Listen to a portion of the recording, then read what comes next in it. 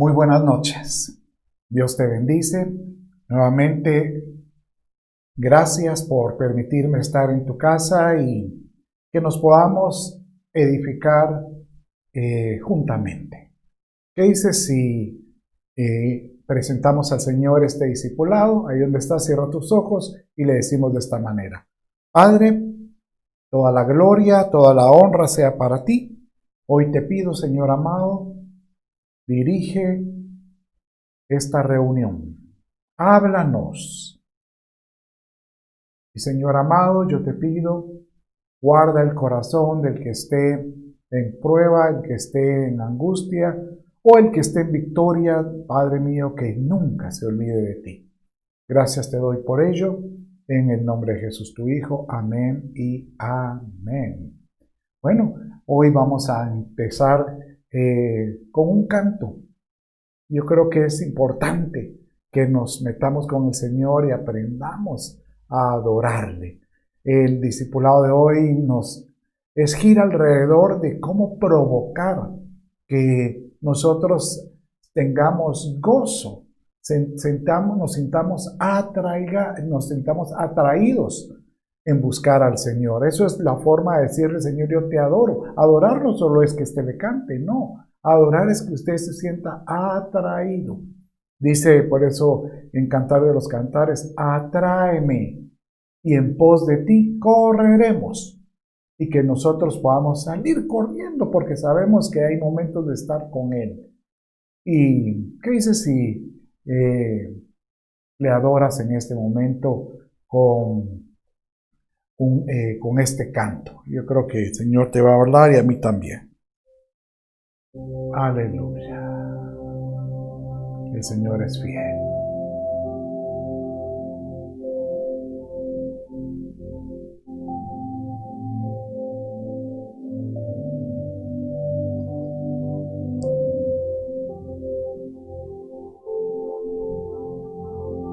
Confiado estoy en ti,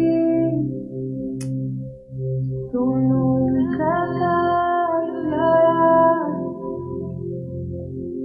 Venga lo que venga, tu amor nunca me dejará.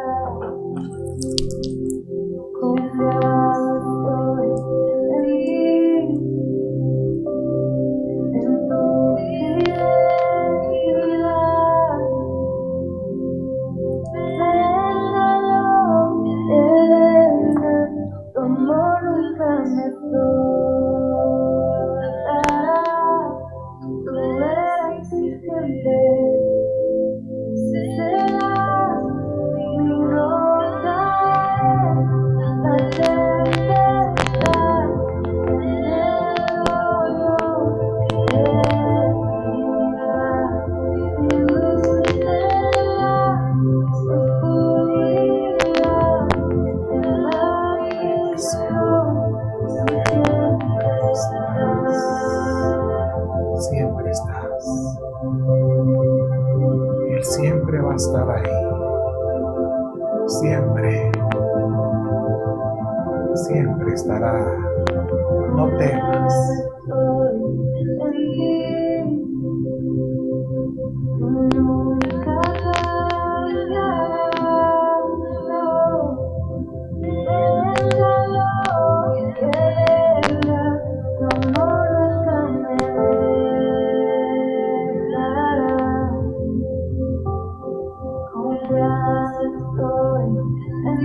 Puede decírselo.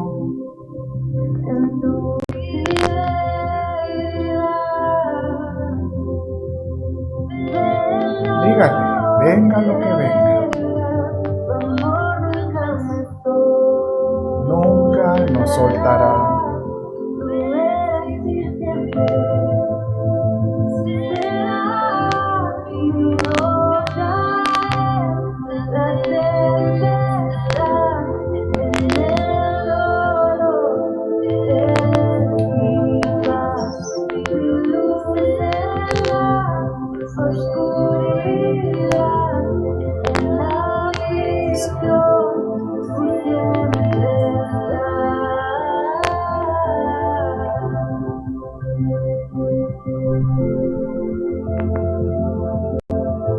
siempre va a estar ahí.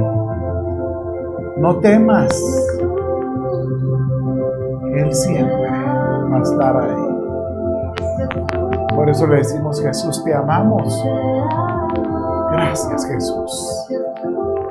Gracias, Jesús. Gracias. Eres bien.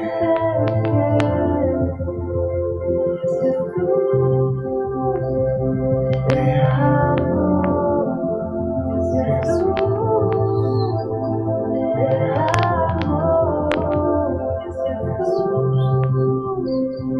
Te amo. Eres bien.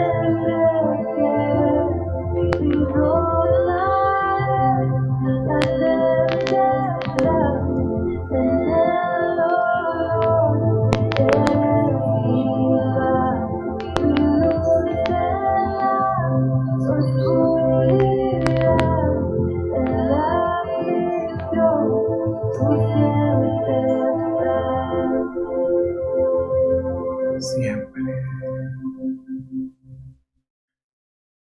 Ah, hermoso, hermoso. Bueno, qué grato poder alabar al Señor. La verdad que siempre me voy a tener un corazón agradecido, sobre todo el poder adorarle y poder provocar que tú también le adores. Vamos en este momento a comenzar y tal como yo te decía, ¿por qué la importancia de examinar nuestra vida y tratar de descubrir cosas que puedan ser nocivas o de alguna manera, como yo diría, nos puedan alejar? Y crean que las hay. Nosotros tenemos que romper todo obstáculo y tratar de sacarlo de nosotros a esas cosas que nos alejan y que tú examines. Por ejemplo, cuando hablan de buscar al Señor, ¿sientes atracción o tu pensamiento es, otra vez? Otra vez. Cuando lo que hay que es, Señor, convierte que el momento de que estar contigo se vuelva algo atractivo. Por ejemplo, cuando te levantes en la mañana y que el Señor te diga: preséntame el día. Al acostarte, preséntame el día. Y de esa manera, pues nosotros podemos sentirnos atraídos. Entonces ahora, pues, nos toca la última y cerramos con esto. Cerramos nada menos con el protocolo sanitario espiritual, ¿verdad? Pero este último punto es lo que afecta a mi adoración, ¿verdad? Entonces, ¿qué dice así? Ahí donde estás, ve y trae tu Biblia y búscala, y vamos en este momento pues a entrar de lleno a su palabra, ¿verdad? ¿Qué es lo que puede afectar la adoración para con el Señor, ¿verdad? Entonces, acuérdese que estudiamos la introducción. Usted dirá: otra vez, sí, pero hasta que se nos quede. Que Nehemías, cuando construyó los muros del templo, primeramente él tuvo que establecer un sacerdocio. Y él se comprometió que ese sacerdocio estuviera libre de contaminación. Dice Nehemías 13:29, que es el verso anterior al que vamos a leer ahorita, donde él decía: Señor, voy a velar que este sacerdocio que te va a buscar no esté contaminado. Y dice el verso 30, así los purifiqué de todo lo extranjero y designé oficios para los sacerdotes. Entonces, ¿qué era lo que había que contaminar? ¿Qué era lo extranjero? Y estuvimos viendo que existían pues varias cosas extrañas en lo extranjero que podían contaminarnos. Por ejemplo, dioses ajenos, los ídolos, los altares, los mismos pueblos y sus culturas, los hijos, pero todos estos tenían costumbres, cosas extrañas que podían contaminar. Y les hablé yo de que no descubrí, pues investigué y estudiando, habían una cantidad, pues logré ver que eran unas como 16 cosas extrañas y esas las logré distribuir en diferentes áreas que afectan nuestra relación con Él. Y las clasifiqué en base a nuestro nivel espiritual. Y acuérdense que nuestro nivel espiritual comienza en el atrio, en el lugar santo y en el lugar santísimo.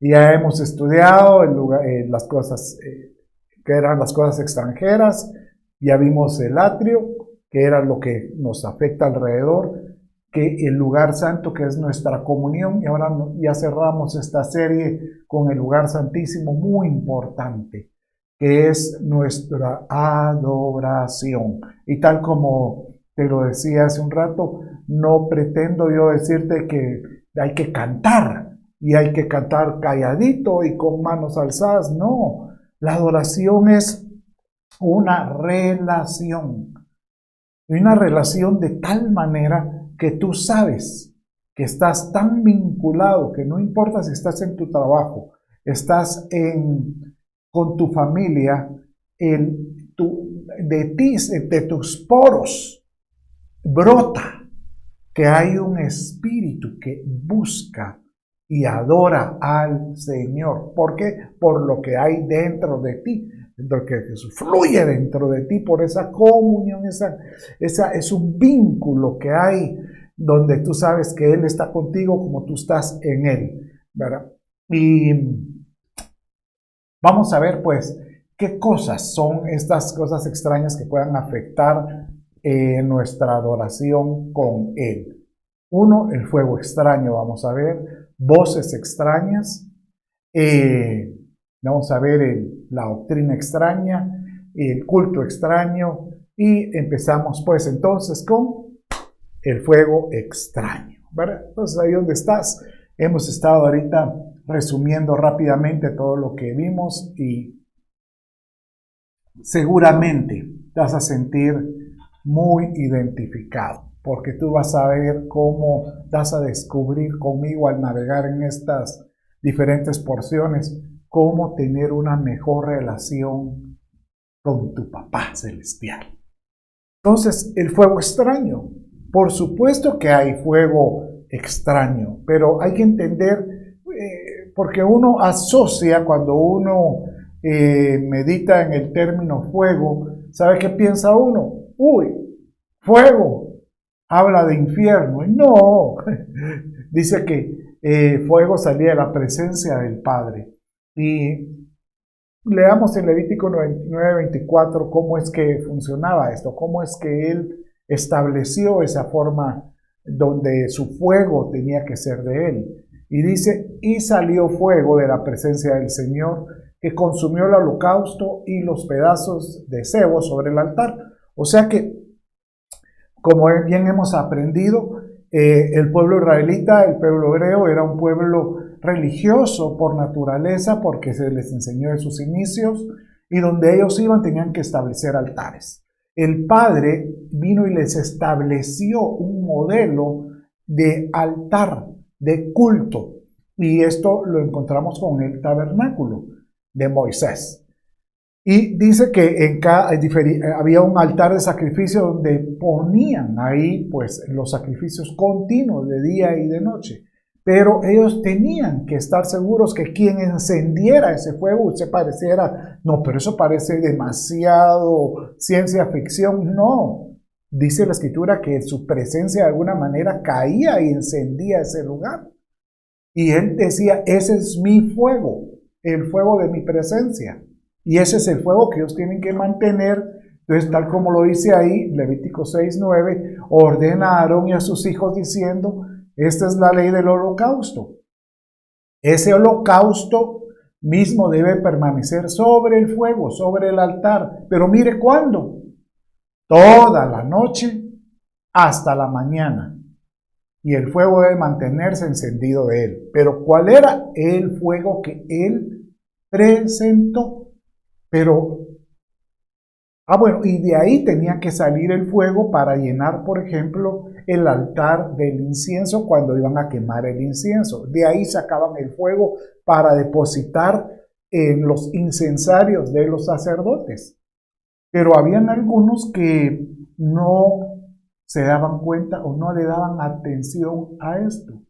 Y dice la Escritura que el Señor de alguna manera reprendía a aquel que no utilizara un fuego correcto. Y por ejemplo, este es el caso con los hijos de Aarón. Hijos que, qué terrible, porque Aarón era de la tribu levita, de los, llamémosles, de los que iniciaron el ministerio del levirato. Pero sus hijos no lograron crecer o desarrollar en ellos ese crecimiento espiritual en su sacerdocio, porque dice la Escritura que ellos tomaron sus respectivos incensarios y después de poner en ellos fuego, pero el problema es ¿qué fuego?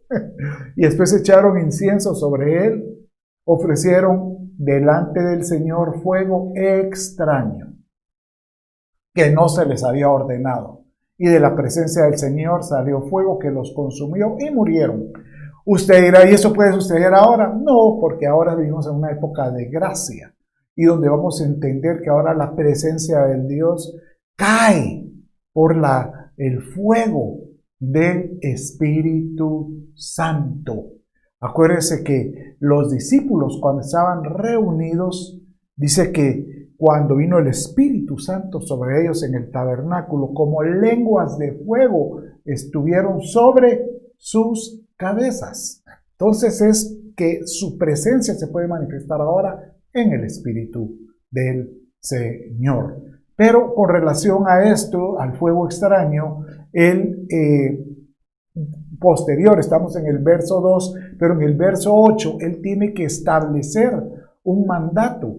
Y seguramente era porque los hijos de Aarón, Nadab y Abiú, ellos quebrantaron esto, por eso está este mandato en el verso 8, léalo ahí conmigo, dice ahí, el Señor habló a Aarón diciendo, no beberéis vino ni licor, tú ni tus hijos contigo, cuando entréis en la tienda de reunión. Y es irónico porque de todos los hijos ya habían fallecido 2, pero seguramente tendría más. Pero les dice, ten cuidado, porque seguramente esto lo dijo porque los anteriores, además del fuego, o sea, tal vez estaban bebidos y en su locura pusieron un fuego que no era el correcto. Entonces dice, cuando entréis en la tienda de reunión para que no muréis. Ese estatuto muráis, no es estatuto perpetuo por todas vuestras generaciones, para que hagáis distinción entre lo santo y lo profano, entre lo inmundo y lo limpio. ¿Sabes qué pasa con todo esto?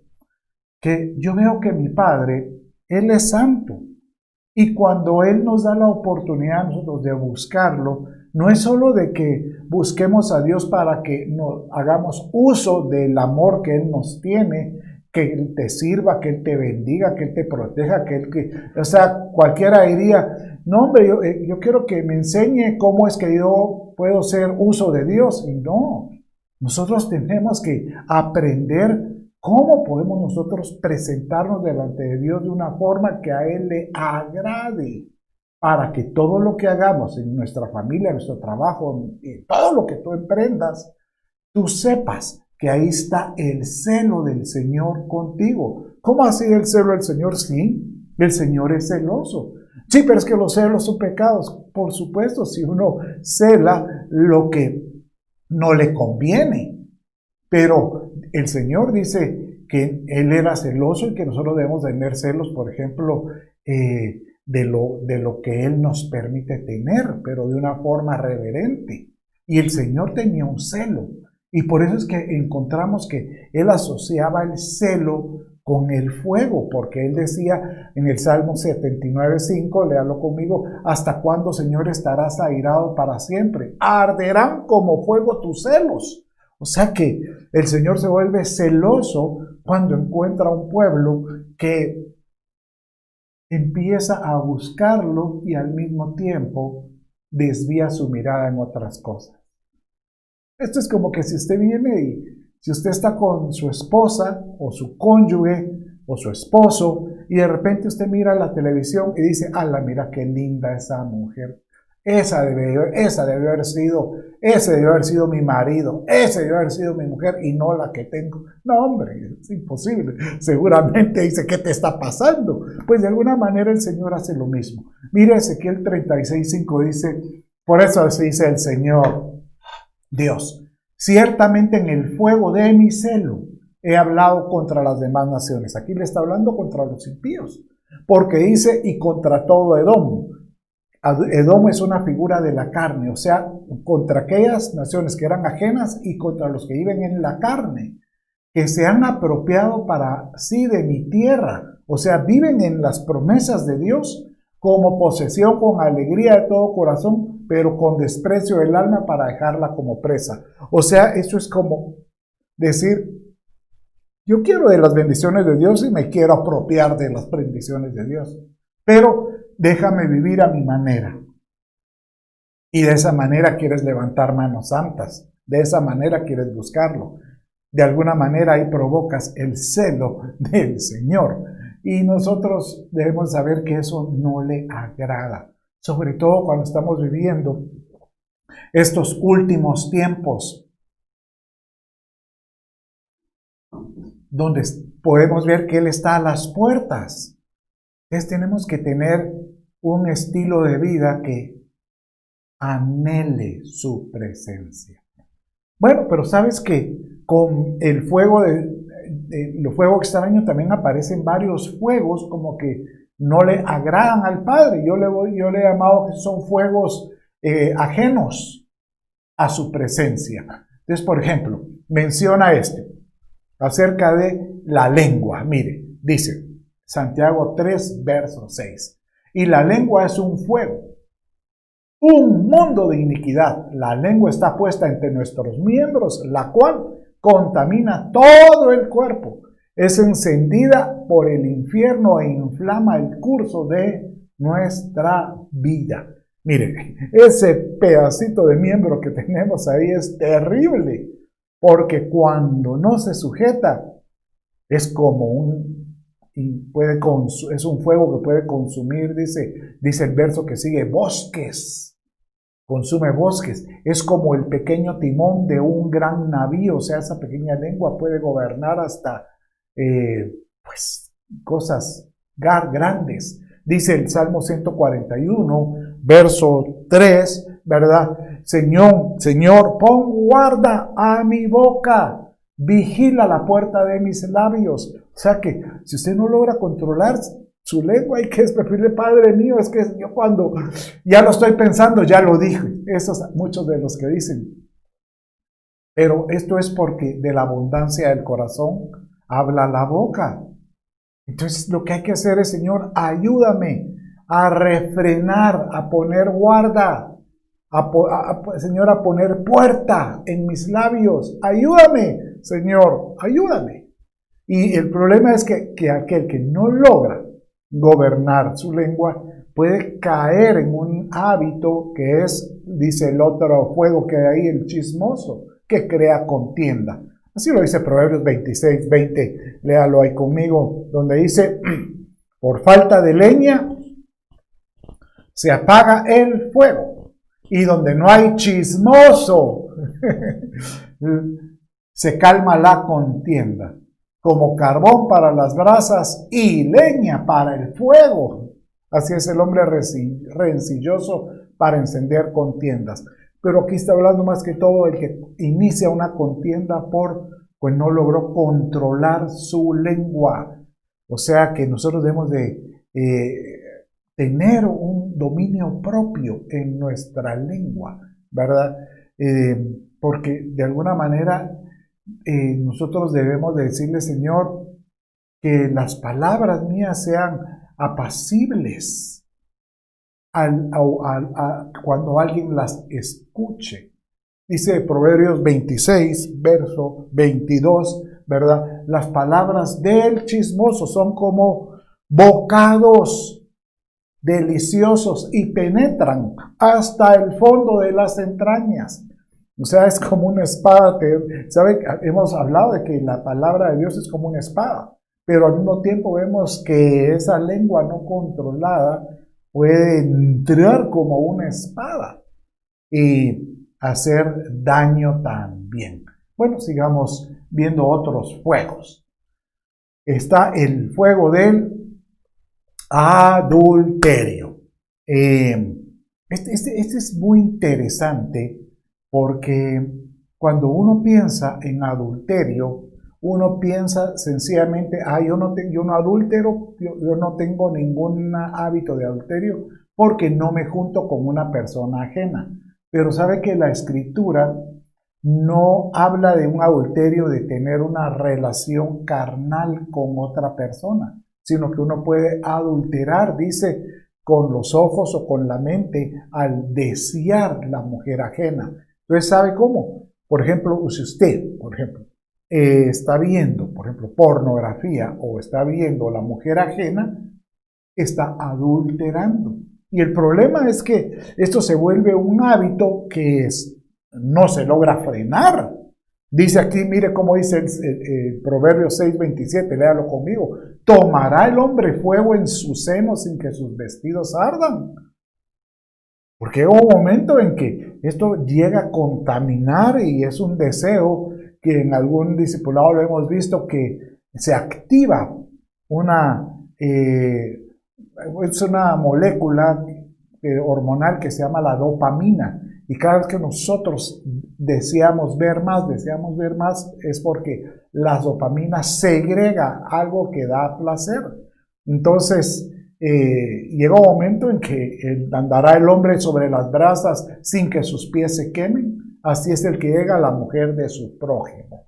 O yo le llamaría la mujer ajena. Pero es un fuego que consume. Y delante de Dios, eso es una evita que tú puedas acercarte a Dios. ¿Por qué? Porque en el momento que cuando quieres encontrar a Dios, es el diablo o los pensamientos vienen y te empiezan a acusar. ¿Cómo tú levantas las manos si has estado haciendo esto? ¿Cómo tú haces esto? Si estuviste haciendo, tú provocaste un chisme de esta manera. Entonces es mejor arrepentirnos y pedirle perdón al Señor. Pero sigamos viendo. Mire, el otro es la envidia. Dice Santiago 4:2, codiciáis y no tenéis, matáis y ardéis de envidia y no podéis alcanzar, combatís y lucháis, pero no tenéis lo que deseáis porque no pedís. Y después dice que uno pide mal, porque pide para sus propios anhelos o propósitos. Pero aquí lo que estamos viendo es que realmente la envidia logra inflamar ese fuego que hay dentro de nosotros. Usted debe tener contentamiento con lo que tiene. No esté viendo siempre sobre el hombro lo que tienen los demás y empezando a desearlos. Bueno, tal vez usted puede decir, yo quiero aprender porque algún día puedo aprender de ellos. Bueno, con una sana actitud puede ser, pero una mala actitud es empezar a desear y empezar a sentirse, ¿sabe cómo? Menospreciado. Es que me siento un fracasado porque no logro tener lo que ellos tienen. Y eso crea pues raíces de amargura. Inician pues con una envidia.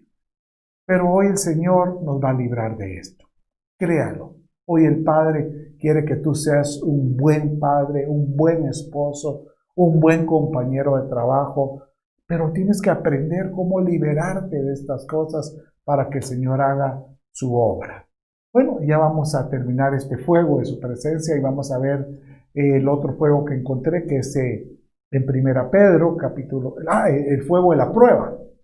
En 1 Pedro, capítulo 12 dice, amados, no os sorprendáis del fuego de la prueba que os ha sobrevenido como si alguna cosa extraña os aconteciese. O sea, dando a entender de que Dios a quien ama, de alguna manera disciplina, fortalece o prepara. Entonces, lo que está diciendo es, amados, cuando venga la prueba, míralo como un fuego santo sobre ti, que lo que está haciendo es purificando algo. No lo veas como, ay, ¿qué he hecho de mal? Y empiezas tú a lamentarte. No, no se trata de lamentarse. Se trata de decirle, Padre, muéstrame a través de esta prueba cómo debo yo de salir aprobado. Por eso se llama prueba, ¿verdad? Prueba, dirás, hoy cómo salir aprobado. Bueno, especie de, también habla de los celos, de alguna manera lo vimos hace un rato, pero dice el Proverbio 6:34, es que el hombre celoso es como un fuego y no perdonará en el momento de la venganza. Mira, aquí yo me quiero entretener con el tema de la venganza. Muchas veces o puede suceder que alguien haga algo contra ti, alguna calumnia o inclusive algo que personalmente te afectó, tal vez pérdida de plata o una ofensa de alguna manera. Y uno se siente agraviado y uno dice, Señor, yo no he hecho nada incorrecto. Y uno lo que puede empezar a pedir es, Señor, que este impío reciba lo que me dio. Y no es correcto. ¿Sabes que Romanos capítulo 12, verso 20 dice de esta manera? Así que si tu enemigo tuviere hambre, dale de comer. Mire, dale de comer. Si tuviere sed, dale de beber. Pues haciendo esto, ascuas de fuego amontonará sobre su cabeza. No seas vencido de lo malo, sino vence el bien, sino con el bien se vence el mal. Miren, no seas ser vencido por el mal es, Señor, es que no aguanto. No, hombre, libérate. Y una forma de liberarte, Señor, yo lo perdono. Haz tú como tú tengas que hacer y si este necesita, yo le doy. Y haciéndole el bien, ascuas de fuego amontonará sobre su cabeza. Bueno, rápidamente seguimos. Y ahorita vamos a ver otro tema extraño que pues no ayuda en nuestra adoración y son las voces extrañas. ¿Qué voces oyes tú? Entonces dice aquí, Juan 10, 4 y 5. Aquí está hablando acerca de las ovejas que oyen la voz de su pastor. Y dice que estas ovejas, cuando saca todas las ollas, va delante de ellas. Y las ovejas lo siguen porque conocen la voz. Pero a un desconocido no seguirán, sino que oirán de él porque no conocen la voz de los extraños. Entonces, ¿qué es lo que quiero provocar hoy? ¿Qué voces oyes tú? ¿Has estado disciplinándote de tal manera que puedes escuchar la voz de tu Padre Celestial? ¿Qué voces oyes tú?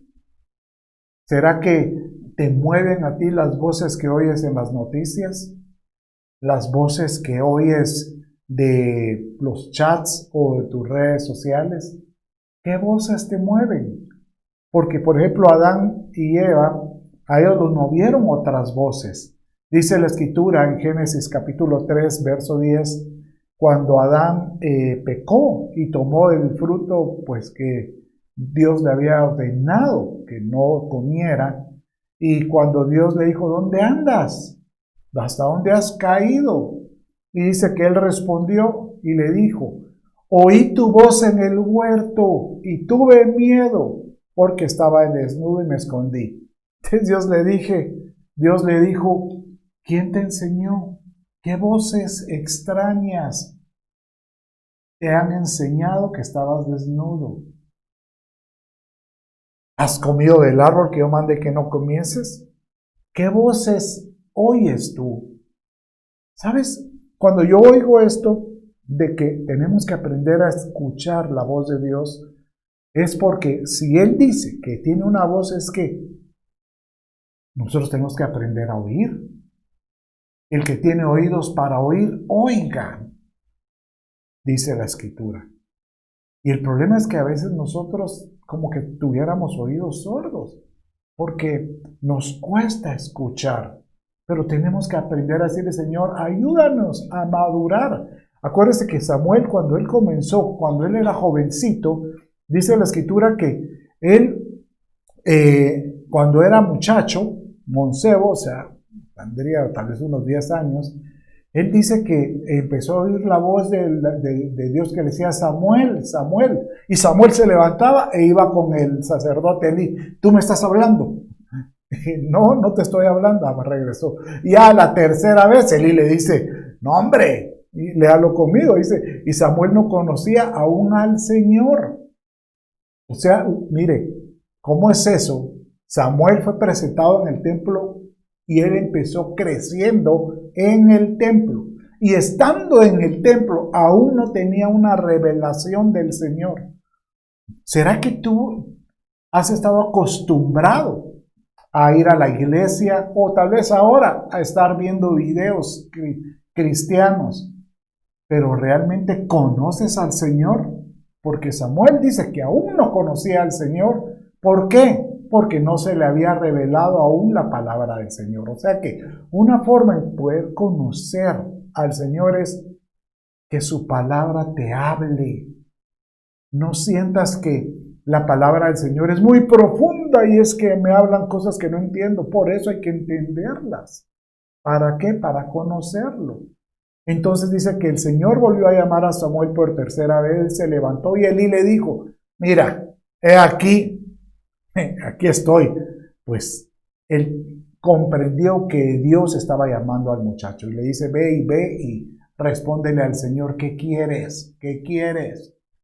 Pero eso solo es aquel que logra desarrollar esa voz, esa forma de oír.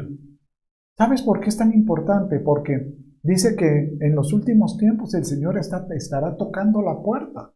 Incluso dice ese Apocalipsis capítulo 3:20, dice que el Señor dice, aquí yo estoy a la puerta y llamo. Si alguno oye mi voz, abre la puerta. O sea que da a entender de que al que le reconoce la voz, ¡ay, es mi Señor! Entraré a él y cenaré con él y él conmigo. Hay que aprender a decirle, Señor, yo escucho tu voz. ¿Por qué? Porque su voz en los últimos tiempos también se anunciará. ¿Y sabe cómo? Como trompeta. Dice que cuando Jesucristo venga por sus amados, primero vendrá un levantamiento y estaremos en el bimá. Y aquellos aprobados, Él se anunciará a ustedes. Y dice en el verso 31 del capítulo 24 31, y Él enviará a sus ángeles con una gran trompeta y reunirán, episinagoga, esa es la palabra, reunirán, la reunión, a sus escogidos de los cuatro vientos, desde un extremo de los cielos hasta el otro. Y ahí será el arpazo o el arrebatamiento en los cielos, dice. Y aquellos que no fueron aprobados, Dios dice que descenderán nuevamente a la tierra a tener que ser purificados en la tribulación, ¿verdad? Que no, mires, tú dices, ay, el plano que si yo regreso, pues yo me purifico ahí. No lo desee, ni lo desee. Va a ser terrible esos tiempos. Porque hay que saber reconocer la voz del Señor, porque dice en 1 Corintios 14:8, porque si la trompeta da un sonido incierto, ¿quién se preparará para la batalla? ¿Quién se preparará para la batalla? O sea que la trompeta tiene que ser clara a nuestros oídos, tiene que ser clara. Oiga, tenemos que decirle, Padre, ayúdame a escuchar tu voz. Y una forma de poderlo escuchar es a través de su palabra. Por eso yo incluí aquí que una forma de tener esa esa comunión o esa adoración con Él es conocer lo que Él dice, conocer su palabra tal como Él la expresa. Y estas son una forma de decirle, Señor, yo me voy a quitar todo tipo de doctrina que no sea conforme a tu palabra, a tu voz. Y encontramos que hay doctrinas extrañas, incluso sobre estos tiempos. Mire cómo dice en 2 Timoteo capítulo 4:3. Porque vendrá tiempo, y yo le puedo asegurar que ese es el tiempo de ahora. Créalo. Porque vendrá tiempo cuando no soportarán la sana doctrina, sino que teniendo comezón de oídos, acumularán para sí maestros conforme a sus propios deseos. Ay, mire, esto es grueso, porque el problema es de que llega un momento en que tú oyes la palabra del Señor y dices, es más, disculpa la expresión, pero algunos pueden decir, ya me harté de tanta Biblia, Biblia, Biblia. Ya no, mejor busco otra cosa que me levante el ánimo. Y tendrán comezón de oídos. Y empezarán buscando otro tipo de maestros conforme a sus propios deseos. Y el problema es que apartarán sus oídos de la verdad y se volverán a mitos. Porque hay muchas formas que tú filosofas, yo la llamaría formas de motivación. Y uno dice, sí, porque de plano que Dios está en todos lados. No, Dios no es que esté en todos lados. Es cierto, Dios está en todos lados, pero el problema es que tú puedes confundir a lo que su palabra dice conforme a algo que tú mires en otro lado. Por eso dice Hebreos 13:9, no os dejéis llevar por las doctrinas diversas extrañas. ¿Por qué? Porque buena cosa es para el corazón el ser fortalecido con la gracia. O sea, que da a entender que el que está escuchando o el que está llevándose por otro tipo de enseñanzas que no sea conforme a la Escritura, su corazón puede decaer o puede estar debilitado.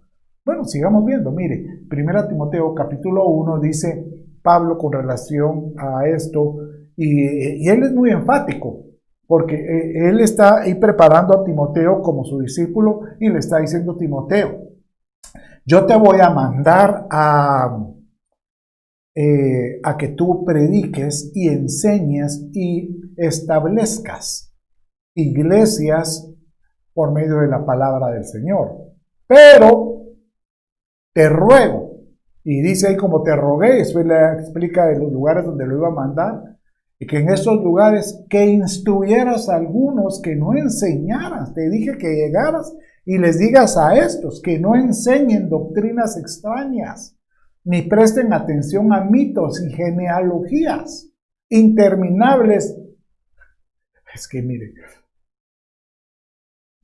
a mí esto de genealogías interminables me da un poco de respeto y pavor, porque está hablando como de estirpes genealógicas, o sea, de generaciones, y que pueden confundirse hasta con cosas místicas.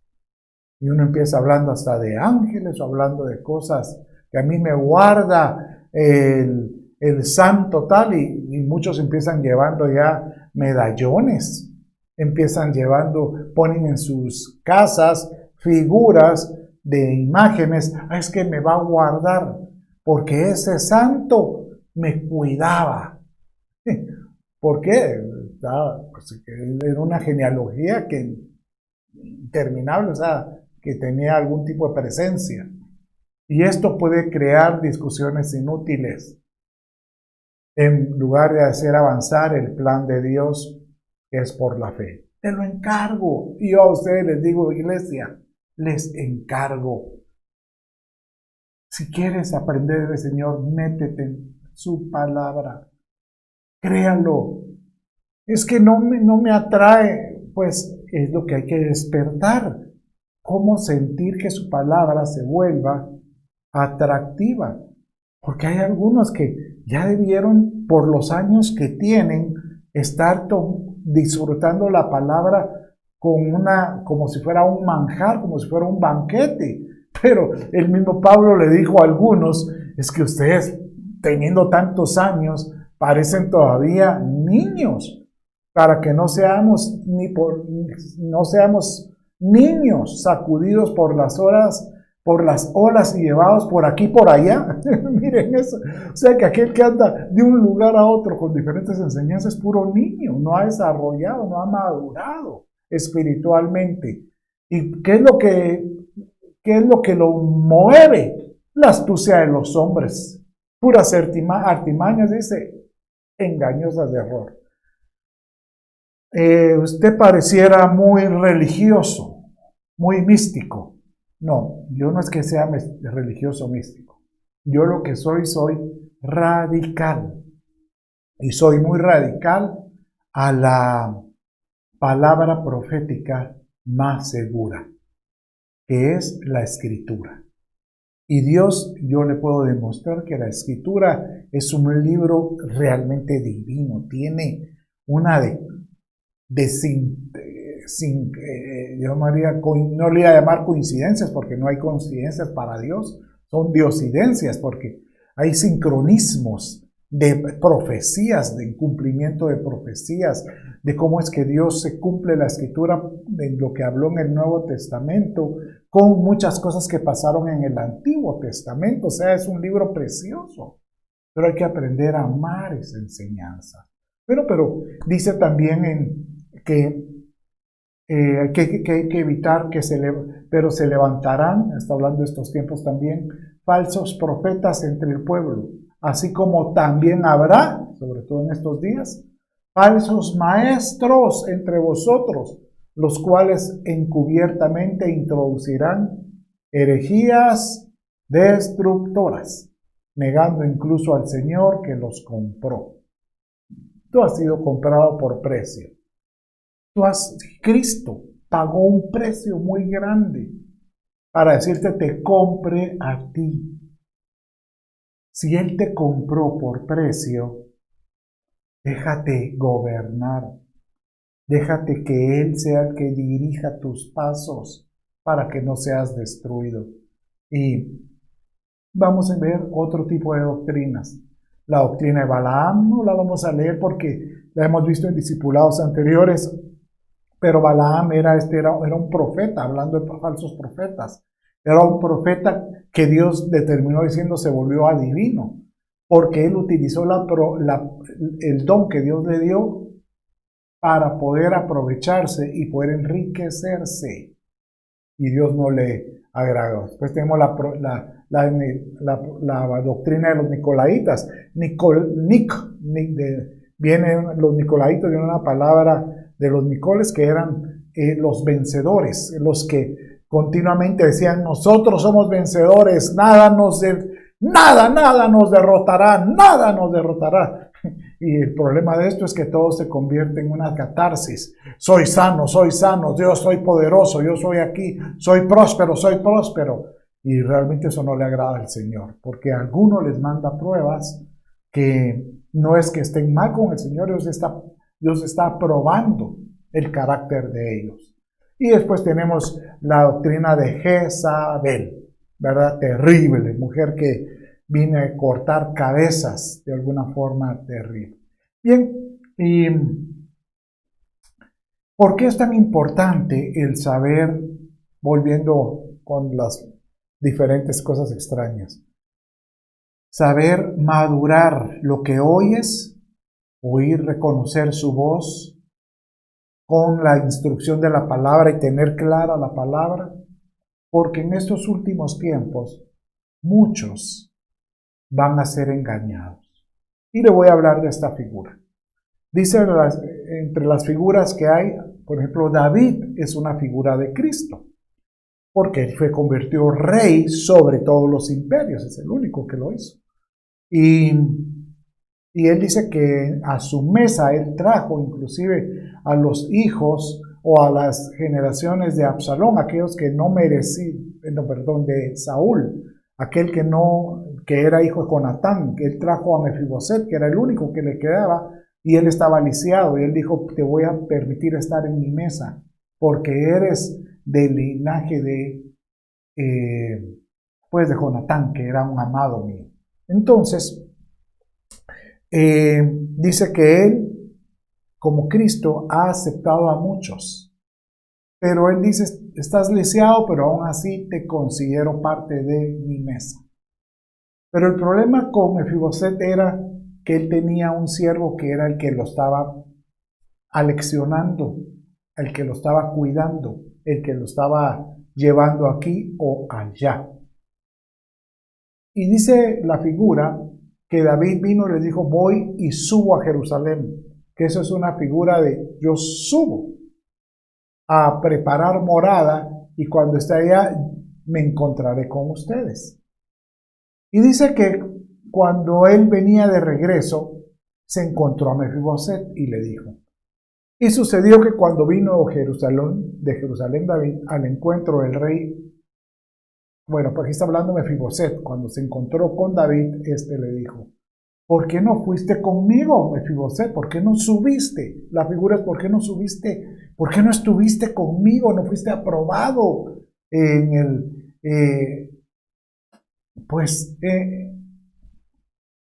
en el tribunal de Cristo? ¿Por qué no lograste ser raptado y llegar a la Jerusalén celestial? Y él le respondió, oh rey, señor mío, mi siervo me engañó.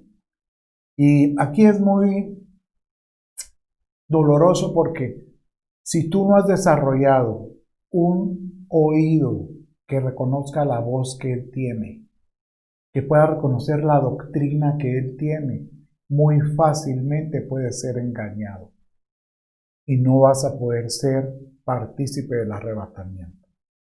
Tienes que anhelar su palabra y desear con precisión todo lo que tenga que ver con este evento más glorioso que viene. Bueno, ya estamos en las últimas y vamos a ver ahora el culto extraño. ¿Por qué el culto extraño? ¿Por qué lo metí en este último? Porque aquel que sabe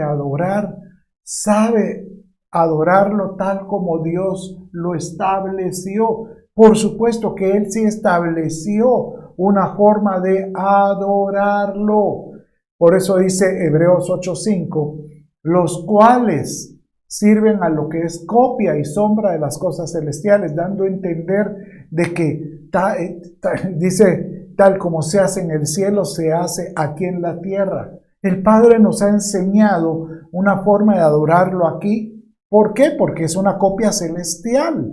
Y a Moisés lo llevó a ese templo celestial y se le enseñó, tal como dice aquí, tal como Moisés fue advertido por Dios cuando estaba a punto de erigir el tabernáculo. O sea, Moisés no es que se haya inventado ese tabernáculo, no.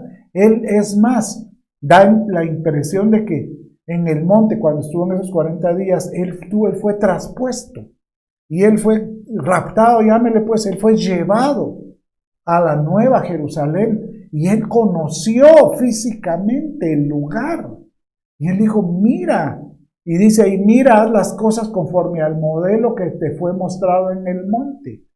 Entonces, si hay un modelo de adoración, y es la forma como nosotros debemos de buscarlo a Él. Por eso es que usted debe entender por qué hacemos las cosas como hacemos en los cultos. ¿Por qué provocamos siempre que haya canto antes de una enseñanza? ¿Por qué presentarnos en oración? ¿Por qué, por ejemplo, los domingos yo quiero provocar que tú tengas cántico nuevo? Porque el modelo lo enseña.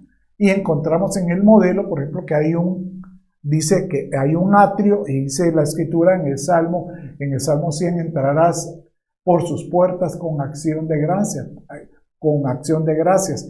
en sus atrios con alabanza. Después tenemos un lugar santo, que es el lugar donde nos presentamos como sacrificio, donde presentamos sacrificios de oración, sacrificios de buscar su palabra, que la luz de su palabra te hable. Y de esta manera tú sabes que tú eres un sacrificio, tú presentarnos como algo agradable a Él. ¿Cómo? En la oración, en la lectura de su palabra, en llenarnos su palabra y por supuesto, con el cántico nuevo que hay que presentarle. Y eso lo vemos ¿en dónde? En el lugar santísimo. Por eso es que nosotros al final de la adoración y todo eso, empiezas tú a adorarlo. Entonces ahorita hay una forma de adorarlo con el cántico nuevo, pero lo adoras con tu vida misma. Pero hay que recibir el pan de su presencia y la luz de su palabra. Aleluya. Entonces, ¿qué hay que cuidar? Y vamos ya por terminar. Para no contaminarnos y ver todas estas áreas que hemos estado estudiando, cuida tu lengua. Ya lo hemos estudiado mucho, hoy lo vimos inclusive bastante, pero acuérdate, no es lo que entra en la boca lo que contamina al hombre, sino lo que sale de la boca lo que contamina al hombre. De la abundancia del corazón habla la boca. ¿Qué otra cosa? Los ojos. Cuida lo que miras. Y por supuesto, mira lo que dice la Escritura con relación a los ojos. La lámpara del cuerpo es el ojo. Por eso, si tu ojo está sano, todo tu cuerpo estará lleno de luz. ¡Aleluya! ¿Qué miras? Que tu ojo sea sano. Dice después, los pensamientos. Y de esta manera dice la Escritura, por lo demás, hermanos, todo lo que es verdadero, todo lo justo, todo lo puro, todo lo amable, todo lo que es de buen nombre, si hay virtud alguna, si hay algo digno de alabanza en esto, pensad. Que tus pensamientos sean puestos siempre en la cruz de Cristo. Siempre. Que tus pensamientos puedan decirle, Señor, déjame tener lo correcto, lo honesto, lo puro, lo amable. Después dice, los oídos. Hace un rato vino los oídos. ¿Qué voces escuchas? ¿Qué doctrinas escuchas? Cuidado. Y por último, el corazón. Aleluya. ¿Sabes qué dice la Escritura en Proverbios 4:23? Y sobre toda cosa guardada, sobre toda cosa guardada, guarda tu corazón. Porque dice que de él mana la vida. Mi amado hermano, con esto prácticamente damos por finalizado este hermoso, pero mire, yo lo sentí hermosa serie del protocolo espiritual y cómo nosotros guardarnos para ser mejores. Yo hoy quiero terminar orando por ti y pedirle a Dios que Él te bendiga siempre, siempre.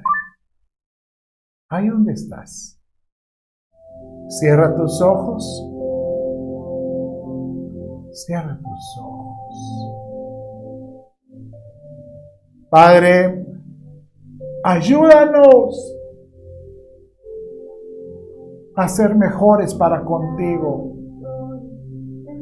Ayúdanos, Señor, a poder identificar lo que no te agrada y poder sacarlo de nuestra vida, lo que pueda estar contaminando mi relación, mi comunión contigo. Te lo pido, Señor. Padre mío, ayúdame a examinarme a mí mismo, que veo, que escucho, que hablo, que pienso y cómo está mi corazón. Y si tú encuentras, díselo ahí donde estás, dilo conmigo, si tú encuentras algo que no te agrada, sácalo a luz, sácalo a luz.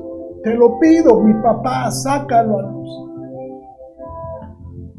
Te lo pido, Señor, y que pueda ser mejor delante de tu presencia. Padre mío, yo bendigo a mis hermanos y desde ya te pido que seas tú por Dios, por Padre, y que ellos sean mejores en todo. Los bendigo en el nombre de Jesús. Amén. Venga lo que venga, tu amor nunca me dejará. Confiada estoy en ti. Los llevo en el corazón y damos por terminada esta reunión. Un abrazo.